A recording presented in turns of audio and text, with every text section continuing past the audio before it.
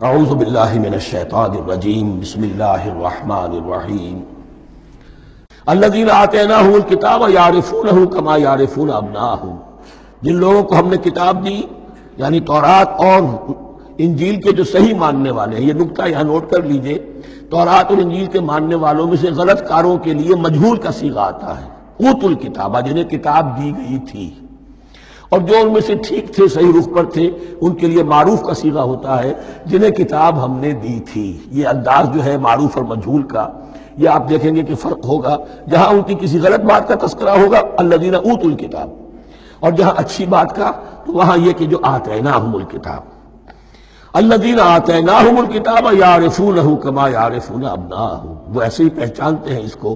ہو کی ضمیر قبلے کی طرف بھی ہے، اور ہو کی ضمیر محمد الرسول اللہ کی طرف بھی ہے، ہو کی ضمیر قرآن کی طرف بھی ہے۔ ایسے پہچانتے ہیں جیسے اپنے بیٹوں کو۔ وَإِنَّ فَرِيقًا مِّنْهُمْ، اور یقیناً ان میں سے گروہ وہ ہے لَيَكْتُمُونَ الْحَقَّ وَهُمْ يَعْلَمُونَ، جو جانتے بوجھتے حق کو چھپاتے ہیں۔ الحق من ربک، یہ حق ہے آپ کے رب کی طرف سے۔ فَلَا تَكُونَنَّ مِنَ الْمُمْتَرِينَ، تو آپ ہرگز نہ بنے شک کرنے والوں میں۔ یہ حضور سے خطاب ہو رہا ہے، اور حضور کی وساطت سے اصل میں ہر مسلمان سے خطاب ہو رہا ہے۔ یہ بات ان سے کہی جا رہی ہے کہ اس میں کوئی شک اپنے پاس مت آنے دو، یہ تو حق ہے تمہارے پروردگار کی طرف سے۔ وَلِكُلٍّ وِجْهَةٌ هُوَ مُوَلِّيهَا، ہر ایک کے لیے ہم نے ایک رخ معین کر دیا جس کی طرف کہ وہ رخ کرتا ہے۔ فَاسْتَبِقُوا الْخَيْرَاتِ، تو مسلمانوں تمہارے لیے ایک رخ تو ہم نے معین کر دیا بیت اللہ کا۔ ایک باطنی رخ کیا ہے؟ نیکیوں میں ایک دوسرے سے آگے بڑھنے کی کوشش کرو۔ ایک ہے ظاہر، نماز کا ظاہر ہے، آپ نے قبلے کی طرف رخ کر لیا ہے، آپ نے وضو کیا ہے۔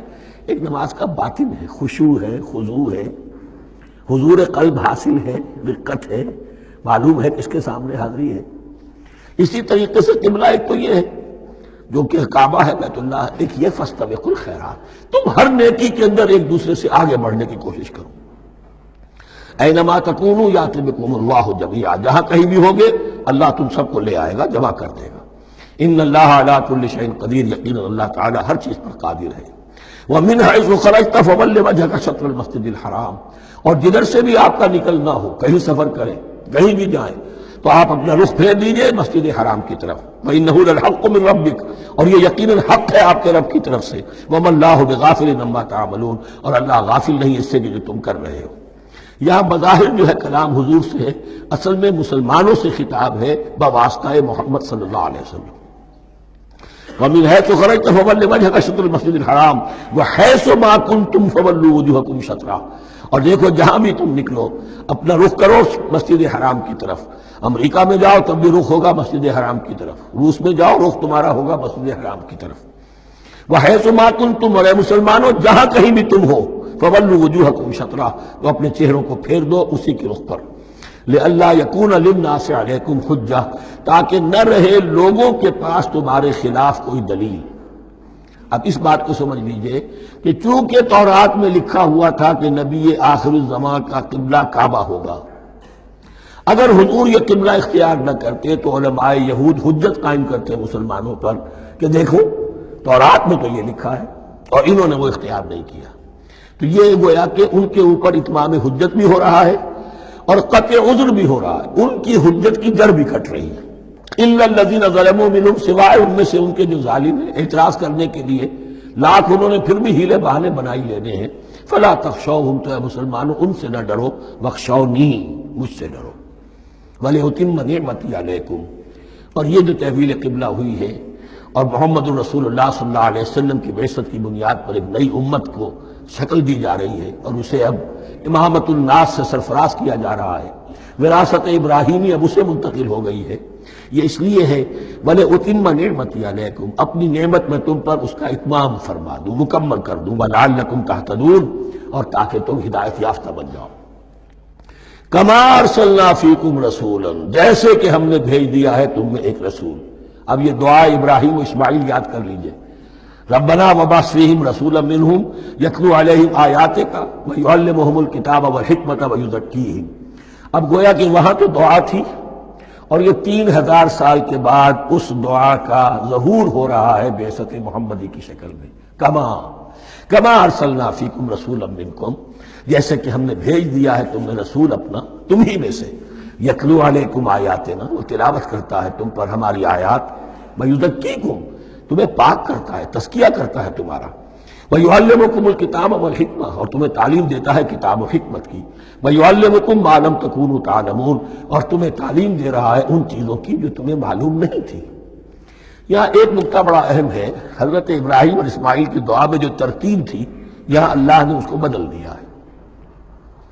وہاں کیا تھا؟ تلاوت آیات، تعلیم کتاب و حکمت، پھر تزکیہ۔ یہاں کیا ہے؟ تلاوت آیات، پھر تزکیہ، پھر تعلیم کتاب و حکمت۔ اب ظاہر بات ہے کہ حضرت ابراہیم اور حضرت اسماعیل نے جو بات کہی وہ بھی غلط تو نہیں ہو سکتی، لیکن ہم یہ کہہ سکتے ہیں کہ اس کی امپرووڈ فارم یہ ہے جو اللہ تعالیٰ کی طرف سے دی گئی، اس لیے کہ تزکیہ مقدم ہے۔ اگر نیت صحیح نہیں ہے تو تعلیم کتاب و حکمت مفید نہیں ہوگی بلکہ گمراہی میں اضافہ ہوگا۔ نیت کج ہے تو گمراہی بڑھتی چلی جائے گی، اور تزکیہ کا حاصل کیا ہے؟ نیت درست ہو جائے، اخلاص، نحن لہ مخلصون۔ اگر یہ نہیں ہے تو جتنا پڑھو گے، جتنے بڑے عالم ہوگے، شیطان بھی بن سکتے ہو۔ بڑے بڑے فتنے عالموں نے اٹھائے ہیں۔ یہ جو دین اکبری تھا یا دین الہی تھا، اکبر کے تو باپ دادا کو کبھی خیال نہیں آ سکتا تھا اس کا۔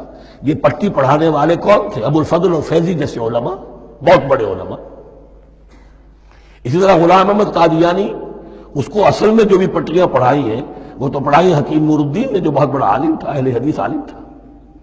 تو در حقیقت بہت بڑا عالم ہوگا، اگر اس کی کج ہو گئی نیت تو اتنا ہی بڑا فتنہ اٹھا دے گا۔ اس پہلو سے تزکیہ مقدم ہے، اور اس کا ثبوت یہ ہے، یہی مضمون سورہ آل عمران میں آیا، یہی مضمون پھر سورہ جمعہ میں آئے گا، وہاں بھی ترتیب یہی ہے۔ تینوں جگہ پر اللہ کی طرف سے ترتیب یہی ہے، یتلو علیکم آیاتنا ویزکیکم، تمہیں ہماری آیات پڑھ کر سنا رہا ہے اور تمہارا تزکیہ کرتا ہے، وَيُعَلِّمُكُمُ الْكِتَابَ وَالْحِکْمَةَ، اور اس تزکیے کے بعد پھر تعلیم کتاب و حکمت، وَيُعَلِّمُكُم مَّا لَمْ تَكُونُوا تَعْلَمُونَ، اور تمہیں سکھا رہا ہے جو کچھ علم تمہیں حاصل نہیں تھا۔ فَاذْكُرُونِي أَذْكُرْكُمْ، بس مجھے یاد رکھو، میں تمہیں یاد رکھوں گا۔ یہ بہت بڑا میثاق ہے اور بہت بڑا وعدہ ہے، بہت بڑا وعدہ۔ اور یہاں تک حدیث میں پھر اس کی شرح آئی ہے، میرا بندہ اگر مجھے اپنے دل میں یاد کرتا ہے میں بھی اسے اپنے جی میں یاد کرتا ہوں، اور میرا بندہ اگر میرا ذکر کسی محفل میں کرتا ہے تو میں اس سے بہت اعلیٰ محفل میں اس کا ذکر کرتا ہوں۔ اس کی محفل تو بہت بلند و بالا ہے، ملائے اعلیٰ کی محفل ہے، فرشتے ملائکہ مقربین کی محفل ہے، خدا خود میرے محفل بود اندر لامکا خسرو، محمد سمع محفل بود شب جائے کہ من بودم۔ اب خسرو کس عالم میں تھے جب یہ شعر کہہ گئے ہیں؟ تو بہرحال ہے تو صحیح، ایک محفل تو ہے، میں اس سے بڑی بہتر محفل میں ان کا تذکرہ کرتا ہوں۔ فاذکرونی اذکرکم واشکروا لی ولا تکفرون، اور میرا شکر کرو، میری نعمتوں کا ادراک کرو، اس کا شعور حاصل کرو، اس پر زبان سے بھی شکر ادا کرو، اپنے عمل سے بھی، جوارح سے بھی ان نعمتوں کا حق ادا کرو۔ یہاں وہ 18 رکوع ختم ہو گئے، نصف اول اس سورہ مبارکہ کا مکمل ہو گیا۔